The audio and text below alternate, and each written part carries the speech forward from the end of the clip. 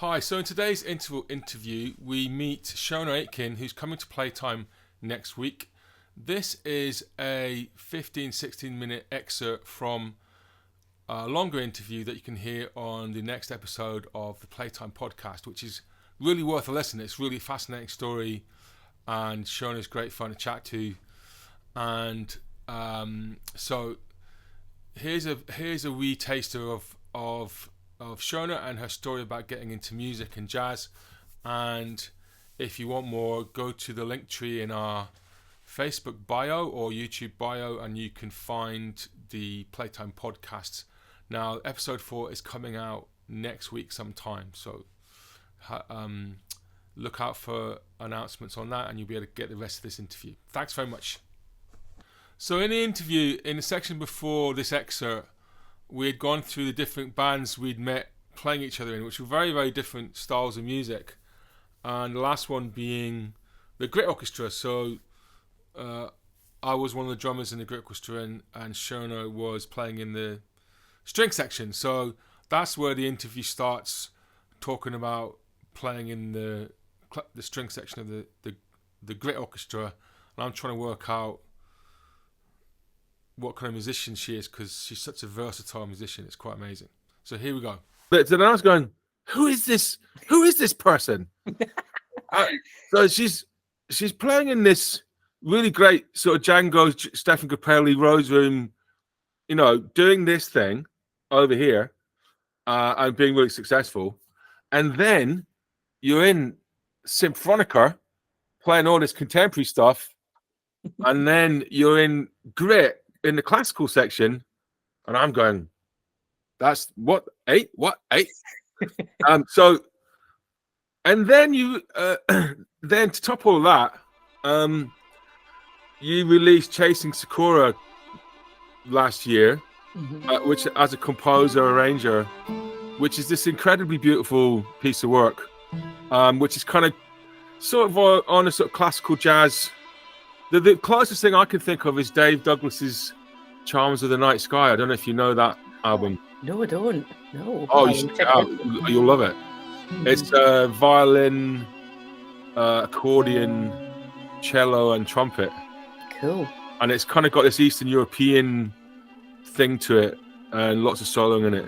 It hasn't got the vocals in it, but it's this beautiful sort of piece of beautiful writing, and it's got no drums. Thank God. so then it's like this other kind of big area of being a composer, arranger, just before I'm still talking now, so I'll shut up in a minute. What would you call that genre-wise? Chasing Sakura. Oh goodness, yeah. I don't like to put it in a genre. I don't like to pigeonhole it. And I think nowadays you shouldn't have to, I think it's just music, It's an expression of everything that's influenced me over the years. So there's a bit of jazz in there, there's classical, there's an element of folk, there's I suppose a bit of cinematic orchestration, because that's what I love to do. I love to arrange all the old jazz standards in a big sort of Hollywood, MGM type way. Okay. So it's just a big melting pot, there's improvisation in it, so I guess it can be classified as jazz. For sure. Which obviously massively increases the commercial potential. Mm-hmm. Yeah. Suddenly it opens up doesn't it? millions of. How did that happen? That kind of vista of the breadth of it is really fantastic. So where did that come from? Yeah, well, definitely my parents. Yeah, definitely my parents. I grew up in Fife. My dad's a box player, traditional accordion. So he, played traditional Scottish country dance music, on the box. So I learned a lot from him growing up, learned all the tunes. They actually met as dancers in the local musical theatre association. So, so they continued to go when we were wee, and instead of getting childcare, they would just take me along, plonk me at the back of the room. So I'd be sitting listening and sort of absorbing all the Rodgers and Hammerstein, Cole Porter, and all these great. So that was like Strictly Ballroom top dancing. Well, no, it was just kind of Not just more like musical dancing, you know, like more jazz. I guess you call it jazz, maybe the jazz genre of dance. So it's not couples. Oh, okay. But I guess it would be some partner work. But so Bob Fosse kind of. yeah. Okay. Yeah. So there's accordion being played, presumably Scotty dance stuff. Yeah. Traditional stuff. There's Hollywood musicals. Okay. Mm-hmm. And then my mum was a classical pianist. Actually, my granny taught her and taught my brother as well. So she was playing these beautiful, you know, Chopin etudes at home as well. Right. So I guess that's it. All, you know, all really came from my parents, which I'm really thankful for, because they understood, you know, my drive and my passion for music, and really supported me taking it further. You know. At what age did you start learning an instrument? I was 8 years old when I started learning violin, but I taught myself piano at home because we had one. So, and I did recorder when I was younger as well, which I always found piano. Well, yeah. I mean, then I had lessons. Then I had formal lessons when I was 12. But yeah, I learned most things by ear when I was younger, and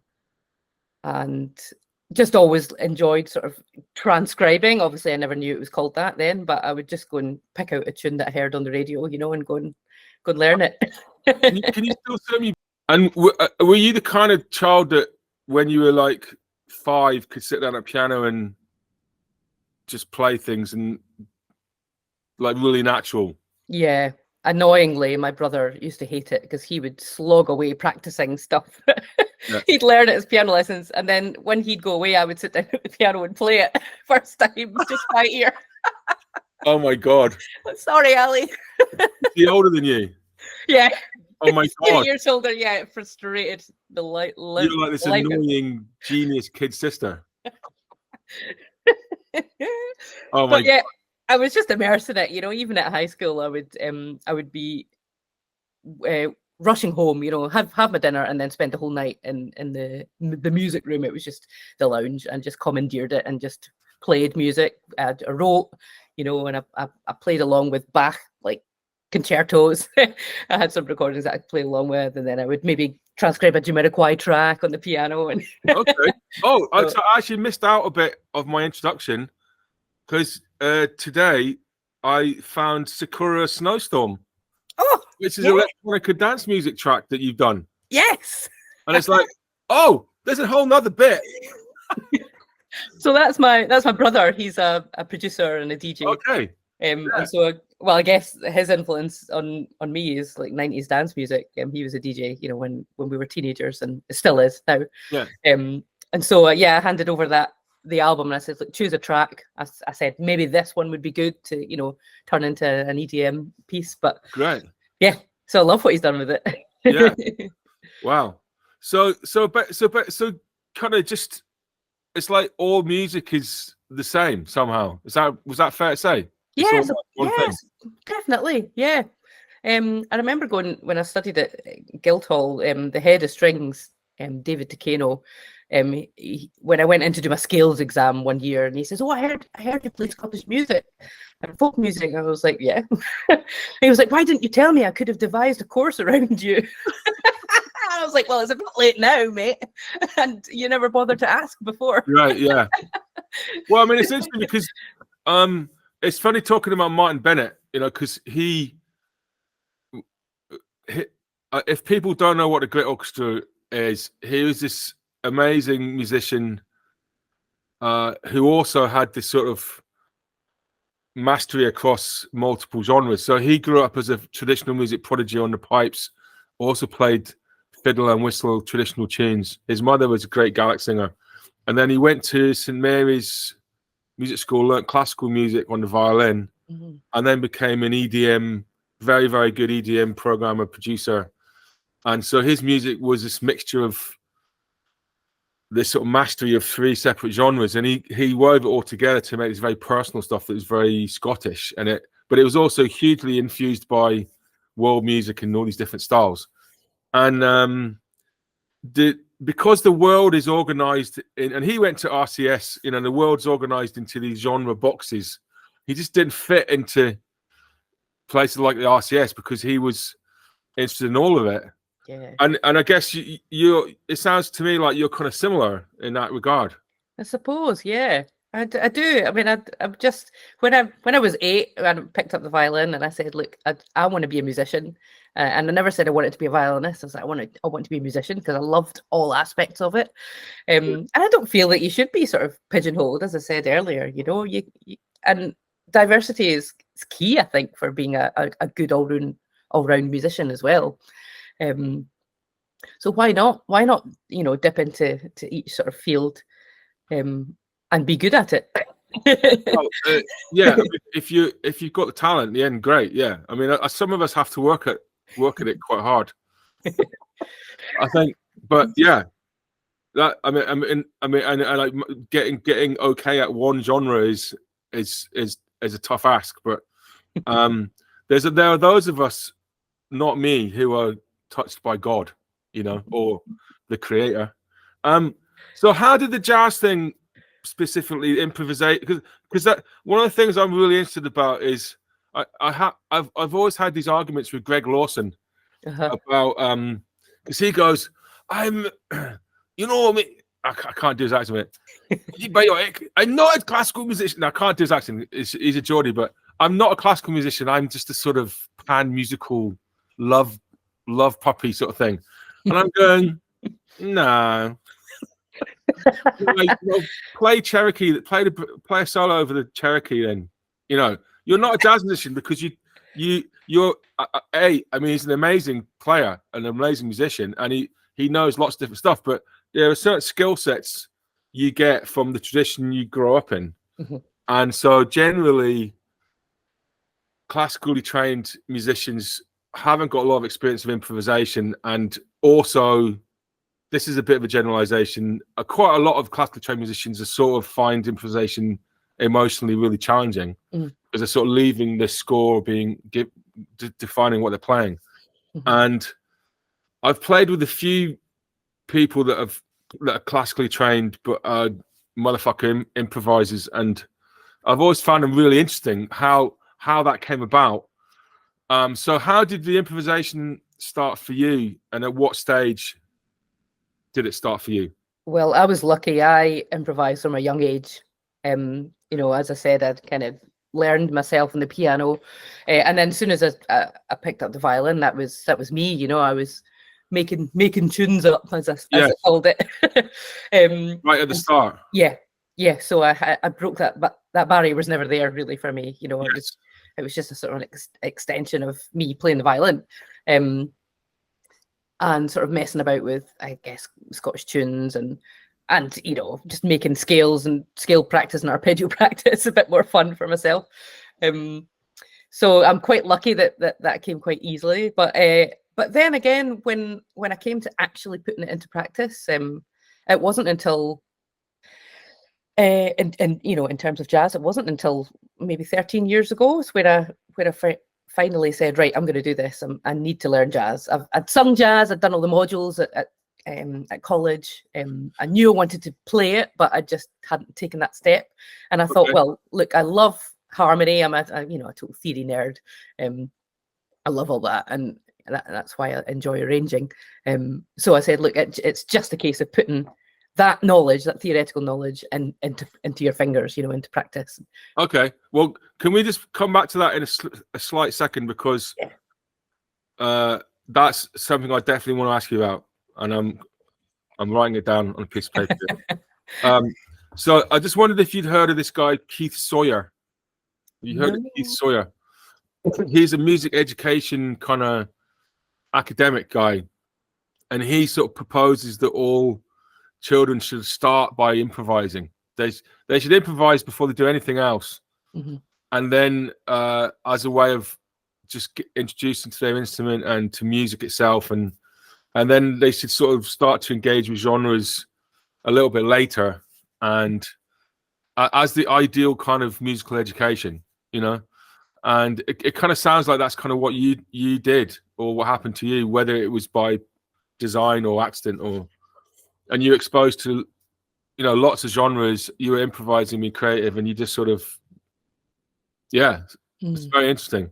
It's very, very interesting. So before we get into this moment when you decided to study jazz, talk me through music at high school, and then you said you went to Guildhall. Yeah. So talk me through that. What kind of bands were you playing in as a teenager, and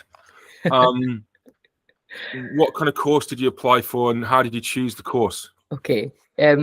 Sorry for being such a geek, but no, that's all right. Well, I was playing in the National Youth String Orchestra of Scotland, I guess, and then into NIOS. The classical music. Yeah. When I was at high school, I used to go along to all the FIJO concerts, Fife Youth Jazz Orchestra concerts, and longed to be on the stage. But again, I was just too shy to ask if I could be in the band because there were no violins. So I thought, well, maybe that's not a place for violins. So I never asked. But I'd longed to be in a jazz band. So I actually had a little jazz trio at high school, but I was on piano. Okay. So that was fun, and singing some BVs. And then also at high school with a few different people from different schools, I was in a Britpop band. Yeah. And again playing keys and singing backing vocals, playing like Oasis. Do you have any video of that? Oh my God, I don't think so. Oh, come on. You must have something. I actually personally don't, but there might be something floating about. But yeah, that would be interesting to get a hold of. Aye. But Supergrass and all that, I'll use some Supergrass. So I guess, I had a bit of sort of band training in that regard. But yeah, the path was always to go and do classical training. So I went to the juniors at the RSAMD in Glasgow, now the RCS. And then went on to Guildhall. I just wanted to go a bit further afield, stretch my wings a bit. And so you went to Guildhall to study classical violin? Yeah. Okay. Yeah. And piano was always second study. Yeah. And I did I had vocal lessons on the side from an opera student there, just to help with technique. And it was like I was a full-on soprano at that point. Not anymore. I'm definitely so opera kind of stuff. Yeah. Wow. Yeah. So very classical. Yeah. And I did a couple of years of that at high school as well. Okay, that's amazing. So then there was a point where you went, okay, I want to go for this jazz thing. Mm-hmm. So how old were you at that point? Oh God, just after over 30, like 32. Okay, maybe. Wow. Yeah. So quite late. And how did you go? And did you get lessons, or did you just do it yourself? And how did you approach that? Yeah, I just did it myself. But what I did was, because we were going, me and my best pals, we were sort of hopping around some trad music sessions, and we'd started hearing this guy called John Jorgensen, who's a guitarist. He'd come to play at the Partick Hill Bowling Club, but he was a phenomenal guitarist that played with Elton John, and he had a violinist with him that had definitely had classical training, but also improvised like an absolute beast. And I thought, this feels really accessible to me because I can see that he's got classical training, so I can maybe apply that, what I have, and then try and give it a go. So, and then we just happened upon one night the Hot Club of Glasgow session, which was in the Ivory Hotel on the south side of Glasgow. So we went along, and then I was hooked. That's all we've got time for. Check out the rest of it in the Playtime podcast when it comes out, episode 4. Let's get back to the live stream.